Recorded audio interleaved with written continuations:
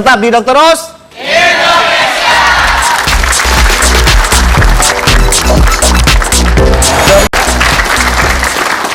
Bicara masalah pernyataan atau pendapat atau apapun itu yang beredar di masyarakat saat ini, bisa jadi itu salah satu mitos atau fakta yang bisa Anda percayai, tapi waspadai. Secara medis bisa saja itu terjadi sebaliknya dan merugikan kesehatan Anda. Mitos atau fakta seputar puasa. Nah, yang pertama ya, nah ini sering sekali, orang sering berpikir kalau puasa itu bisa menurunkan berat badan. Itu benar. Mitos atau fakta? Silakan Wi, cari sasaran berikutnya yang mana? Boleh. Aku cari Mbak ini aja. Mbak, jawabnya apa Mbak? Mitos. Biasanya orang yang habis puasa itu makannya banyak. Balas dendam. Gimana dokter? Jawabannya adalah fakta. Silakan dok.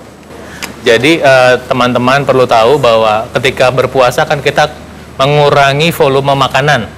Ya, yang hilang terutama karbohidrat. Karbohidrat itu mengikat air. 1 gram karbohidrat mengikat 3 gram air di tubuh manusia. Ya, jadi ketika kita berpuasa, ketika kita kurang konsumsi karbohidrat, maka tubuh kita secara otomatis kehilangan berat air. Jadi berat badan berkurang nggak? Betul. Tapi lemak berkurang nggak? Belum tentu. Nah, itu dia Nah, maksudnya itu mungkin. dia. Jadi yang Ya. dicarikan, sebetulnya yang kita carikan adalah berat lemak yang turun kan. Berat badan turun tapi itu temporer. Nanti setelah selesai bulan Ramadan, masuk 1 Syawal, terus makannya dihabak lagi, balas dendam, berat badannya naik lagi gitu loh. Istilahnya Jadi- turuninnya 30 hari, naikinnya 1 hari. Nah, jadi, Ya.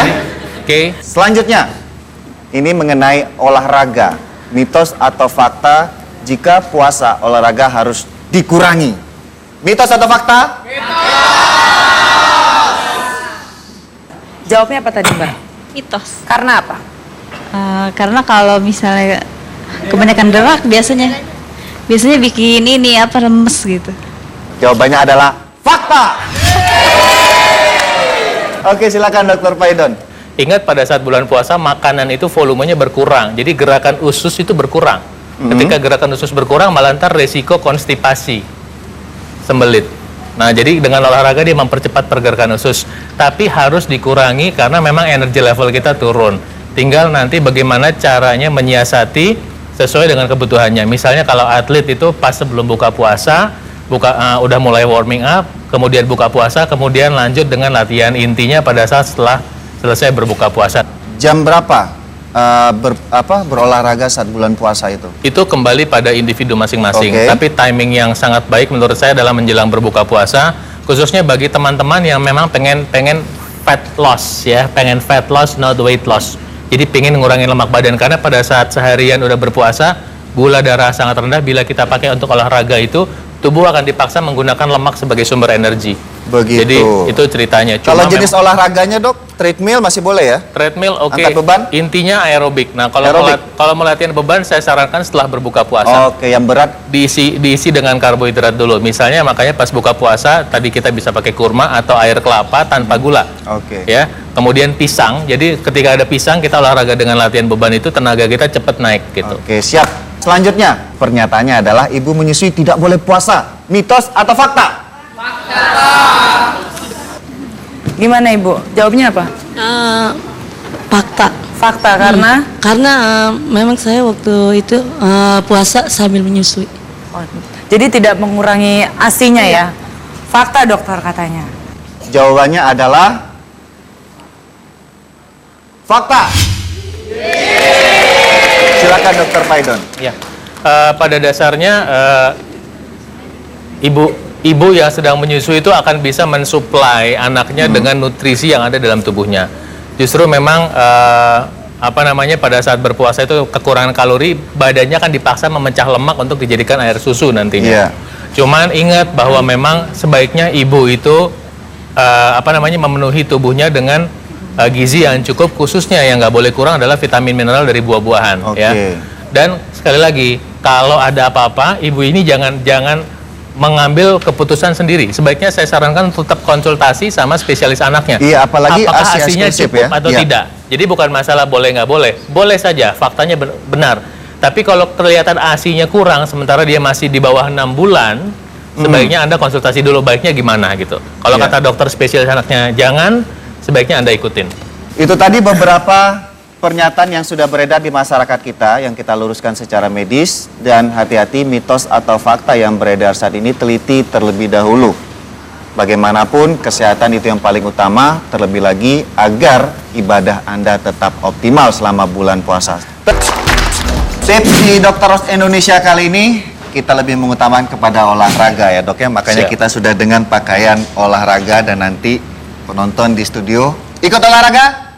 Oke, tips yang pertama di Dr. Ros Indonesia. 1, karena tadi kita bicara masalah nyeri atau kram perut di saat menstruasi, perhatikan pola nyeri menstruasi Anda. Jika ada perubahan di luar kebiasaan, segera konsultasikan ke dokter. Yang kedua, agar ibadah puasa Anda berjalan secara optimal dan khusyuk, perhatikan gaya hidup yang sehat dan pola makan yang benar. Dan yang ketiga dari Dr. Paidon. Kita akan bagi-bagi tips untuk olahraga. Ini adalah olahraga yang bisa dilakukan kapan saja, di mana saja. Oke. Jadi olahraga prinsipnya kan 3. 1, aktivitas aerobik. 2, stretching. Dan 3, menggerakkan otot atau latihan beban. Karena aerobik tidak mungkin kita kerjakan di sini, kita akan bagikan tips tentang stretching, dan kedua bagaimana menggerakkan otot. Jadi kapan saja, di mana saja kita bisa kerjain, dapat manfaat yang optimal. Iya, siap. Boleh dipraktekkan, dok. Oke, boleh. Ya, teman-teman, kita berdiri semua. Kita akan belajar stretching dulu ya, Dokter Rian. Ya, Ayo. ikutin sama-sama. Tangannya lipat, dorong ke atas, terus bilang yang mesra. Yes, sama-sama. Belok kanan katakan aha, aha. Belok kiri katakan oh no. Dorong ke depan katakan one more time baby. Tangan kiri ke depan terus ditarik seperti ini. Ya, terus bilang ehe.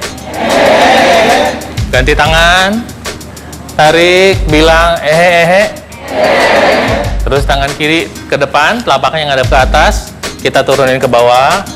Kebawahin, terus bilang oh gitu.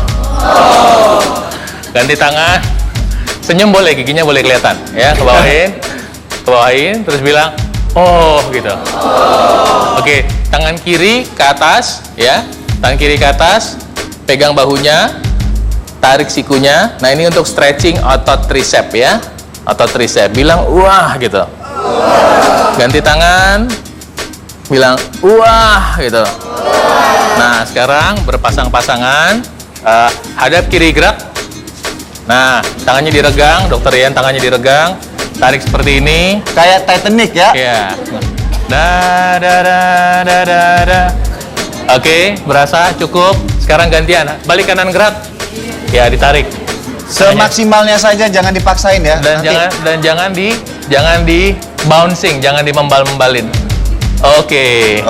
Cukup, ya. sekarang hadap semua, terus tangannya begini semua. Oke, Dok. I feel good. Teroret. Kalau cuman gitu doang. Chill. Saya juga bisa. Masuk kakak. Big Oke. applause buat Anda semua. Ya.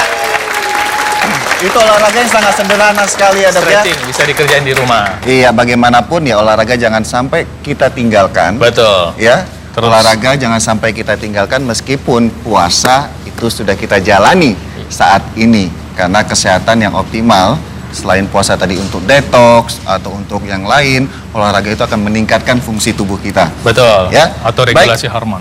Benar sekali. Sampai ketemu lagi di Dr. Ros Indonesia selanjutnya. Selamat menjalankan ibadah puasa. Sampai jumpa. Assalamualaikum warahmatullahi wabarakatuh.